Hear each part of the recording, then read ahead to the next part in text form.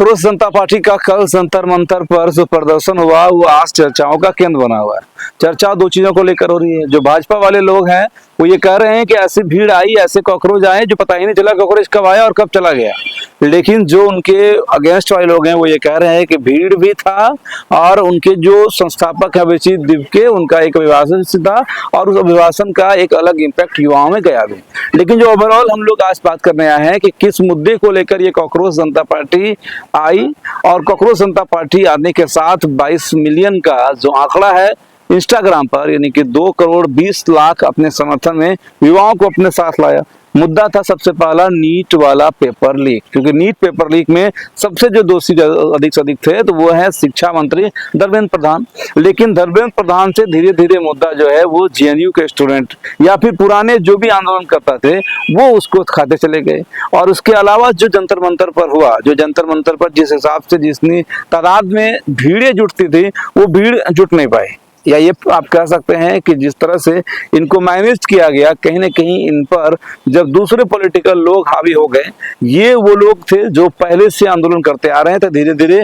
Congress party का आंदोलन जो है वो विपक्षी पार्टी का आंदोलन बन गया। जिस कारण से विपक्ष ये भी कह रहा है कि जितनी संख्याओं में पुलिस बल को तैनात किया गया था ये सोच के कि नीट से नाराज, नीट पेपर लीक से नाराज जो छात्र हैं वो सड़कों पर उतरेंगे, वो जंतर मंतर मैदान में जुटेंगे, लेकिन उतनी खासी संख्या में जुटाना है। लेकिन हाँ, ये जरूर कहा जा सकता है कि इतने वो लोग हैं जो सरकार से आक्रोशित हैं, यानी कि 2 करोड़ 20 लाख वो जनसंख्या है, जो जनसंख्या सरकार के कार्यशैली से नाराज है, जो जनसंख्या सरकार से धर्मेंद्र प्रधान का, शिक्षा मंत्री का इस्तीफा मांग रही है। शुरुआती दौर में ऐसा लगा कि 2-4-5 घंटों के अंदर ही धर्मेंद्र प्रधान शायद इस्तीफा भी दे देंगे, लेकिन जिस तरह से इस सारे प्रकरण को मैनिपुलेट किया गया और सिर्फ जय भीम और जय मीम के नारे लगे अभिजीत दिपके के द्वारा, उस तरह से स्टूडेंट कट गए। फिर इनको ऐसा लगा कि ये तो सब कुछ पहले हम देख चुके हैं। जो नारे आजादी आजादी वाले थे वो कन्हैया कुमार ने लगाया, लोगों को ऐसा लगा, स्टूडेंटों को ऐसा लगा कि ये नारे भी तो हमने देख दिया है। उसके अलावा आजादी आजादी वो भी नारे हमने कहीं और देखा है। उसके अलावा भी बहुत सारे ऐसे नारे थे जो रिपीटेड थे। कहने का मतलब ये है कि जिस तरह से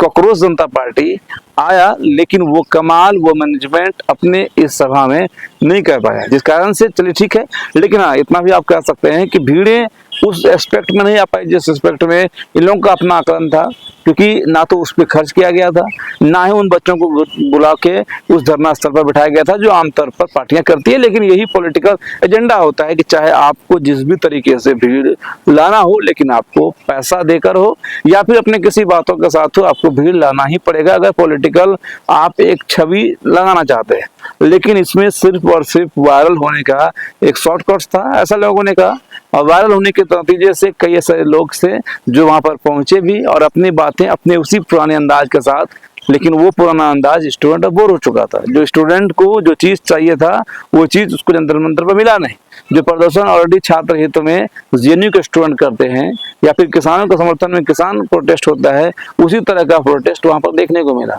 और इस कारण से ओवरऑल आप ये कह सकते हैं कि कांग्रेस जनता पार्टी का ये पहला रियलिटी शो, क्योंकि देखिए उससे पहले रील शोज हुआ और उस रील शोज में 2 करोड़ 20 लाख लोग जुटे हुए, लेकिन जब रियलिटी शोज की बारी आई वहां पर ये भी बात है कि 2 करोड़ 20 लाख इतनी बड़ी जनसंख्या है, तो आप क्या उम्मीद करते हैं कि 10% भी अब लोग आ जाएंगे तो 20-20 लाख हो जाएगा? वो संभव नहीं। आज भारतीय जनता पार्टी के पास अब 100 के आसपास 60 करोड़ 40 करोड़ 50 करोड़ लोग पूरे हिंदुस्तान को वोट करते हैं, लेकिन अगर वो रैली बुलाए तो शायद 5% का 2% भी लोग नहीं आ पाएंगे। लेकिन ये अभिजीत दिपके की रैली थी और उस रैलियों में आक्रोश मार्च जो है स्टूडेंट को करना था नीट वाले के खिलाफ, लेकिन होते होते जय भीम तक वो सिमट गया। फिर स्टूडेंट जो है उनसे कट गए और स्टूडेंट उस मूल बातों को, उस मूल सिद्धांतों को वो भूल गए, जिस कारण से ओवरऑल ऐसा रहा कि रैलियां फ्लॉप रही। लेकिन एक इंप्रेशन जो है सोशल मीडिया पर जरूर, एक क्रांति जो है वो अभिजीत दिपके ने कांग्रेस जनता पार्टी के माध्यम से छेड़ा है। अब आगे और कितना संघर्ष ये लोग कर पाएंगे, क्योंकि देखिए जिस तरह का फोटो वायरल हुआ वो एक नैरेटिव सेट करके चला गया कि एक युवा लड़का अपने बुजुर्ग से पंखा जलवा रहा था और उसके बाद वो उस सभा में वो 40-42 डिग्री के टेम्परेचर को भी नहीं झेल पा रहा था, जो इस भारत के नागरिक जो हैं या भारत के पब्लिक जो है वो चाहते हैं कि हमारा नेता ऐसा हो जो हमारे लिए धूप में, बरसात में, गर्मी में, भीषण गर्मी में हमारे साथ, हमारे लिए सड़कों पर खड़ा रहे। लेकिन ये लड़के उस तरह से नहीं कर पाए जिस तरह से और लोग करते हैं। मतलब ये है कि एक आंदोलन थी जो तेज चली और उसके बाद फिर कुछ ही समय के बाद फिर उस आंदोलन में एक धीमा पड़ा और फिर आगे क्या रफ्तार पकड़ता है, कितना ये लोग लगे रहते हैं और कितना अपने इस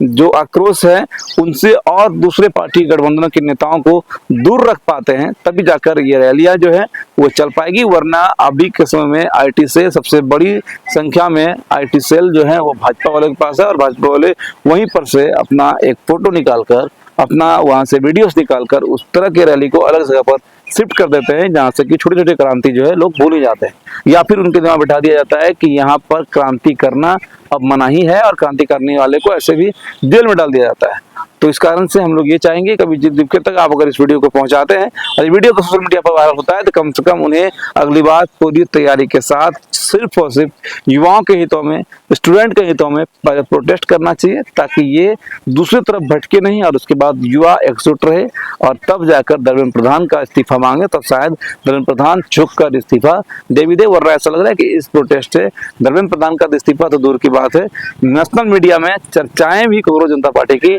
नहीं हो रही है। कांग्रेस जनता party digital influencer social media की ही देन थी और सोशल मीडिया तक ही वो सिमट कर रह गया। बाकी आप क्या कुछ सोचते हैं कमेंट में आप लोग जरूर बताइएगा। जय हिंद।